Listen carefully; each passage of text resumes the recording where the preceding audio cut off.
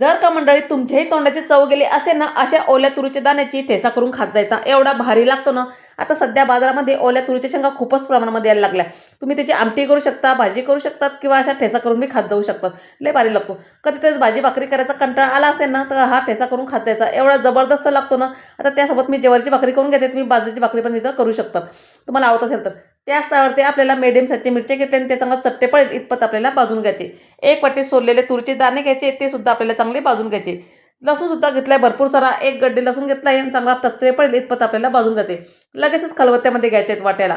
तुम्ही मिक्सरमध्ये पण वाटू शकता, पण काहीच प्रॉब्लेम नाही. पण खलबत्त्याची चव लय भारी लागते. आता खलबत्त्यामध्ये चवीप्रमाणे मीठ घालून घ्यायचं आणि मेथी स्वच्छ धुवून मी निवडून ठेवली होती, ते सुद्धा त्यामध्ये घालून घ्यायचं. तुरीचे दाणे आणि मेथीचा ठेबरा एवढा जबरदस्त लागतो ना, एकदा करा आणि मला कमेंट्समध्ये नक्की सांगा कसा झाला तर. हा ठेचा खूप जास्त बारीकही करायचा नाही बरं का, थोडासा जाडसरच ठेवा.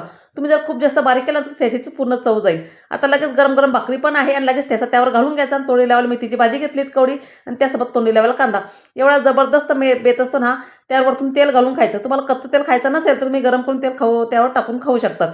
मस्त आपला दुपारच्या जेवणातला बेत इथं तयार झाले. तर आजचा व्हिडिओ तुम्हाला माझा कसा वाटला मला नक्कीच कमेंट करून सांगा. व्हिडिओ आवडला असेल तर लाईक, शेअर, सबस्क्राईब.